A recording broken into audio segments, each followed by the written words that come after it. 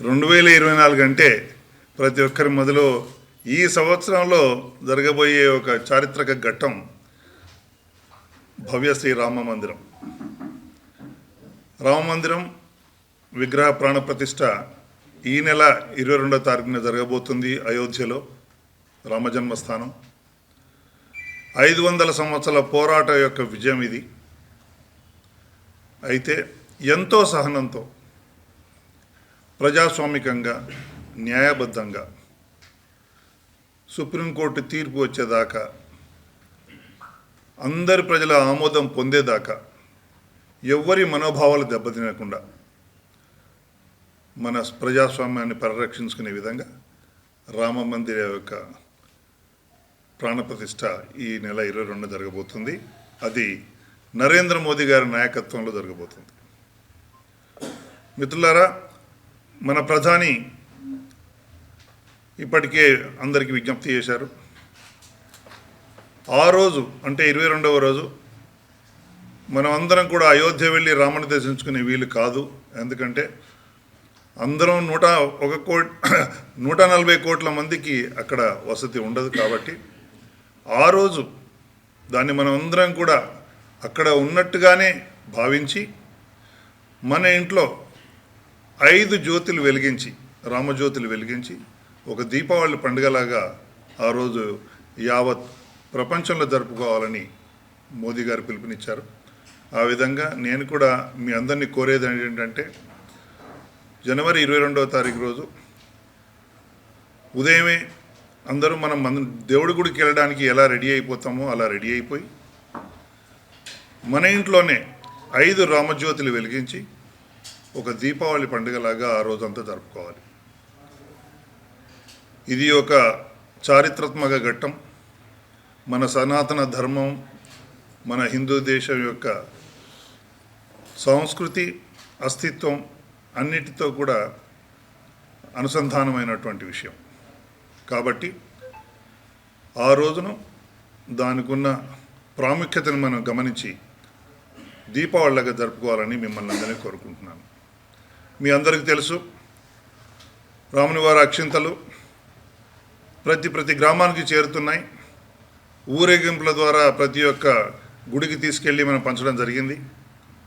అందరూ కూడా ఆ గుళ్ళ నుంచి వెళ్ళి ఆ అక్షంతలు తీసుకొని మన ఇళ్లలోనే ఆ పూజ తర్వాత మన తల మీద వేసుకుంటే మనకు ఆ రోజు ఆ రామ మందిరంలో పూజారి గారు మన తల మీద వేసినట్టుగా భావించి దాన్ని ఆ విధంగా మన కార్యక్రమాన్ని జరుపుకోవాలని మిమ్మల్ని అందరినీ మనవి చేస్తున్నాను.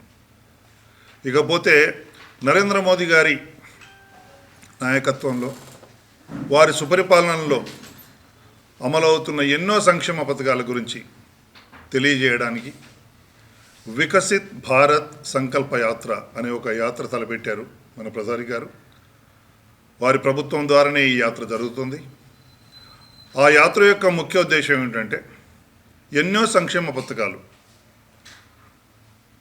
వారి ప్రభుత్వంలో అమలు జరుగుతున్నాయి.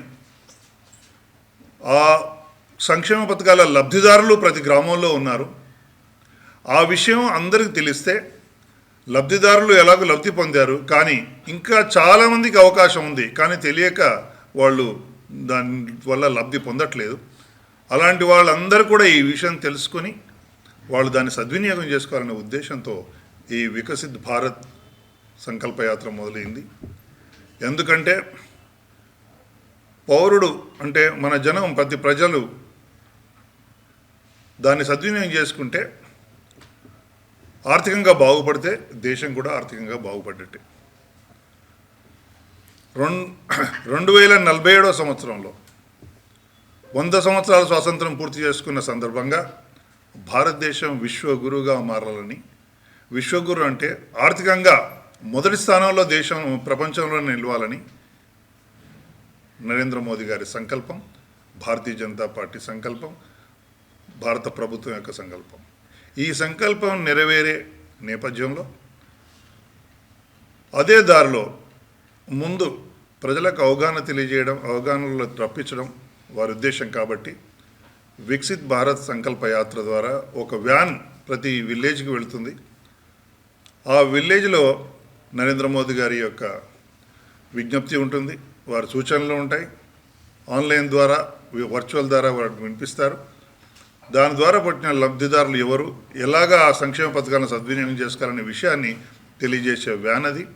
కరపత్రాలు, తర్వాత ఆ వ్యాన్ పైన ఉన్న సంక్షేమ పథకాల యొక్క వివరణలు ఉంటాయి. కాబట్టి దీన్ని ముఖ్యంగా భారతీయ జనతా పార్టీ కార్యకర్తలు కూడా వీళ్ళకి సహకరిస్తారు. ప్రభుత్వం అది చేపడుతుంది. కాబట్టి సామాన్య ప్రజలందరూ కూడా ఈ యొక్క సంకల్పయాత్ర భాగంగా వస్తున్న వ్యాన్ మన ఊరికి వచ్చినప్పుడు ఆ విషయాలన్నీ తెలుసుకొని మనం కూడా ఆ సంక్షేమ పథకాల నుంచి ఎలా లబ్ధి పొందాలో తెలుసుకొని సద్వినియోగం చేసుకుంటారని కోరుకుంటున్నాను.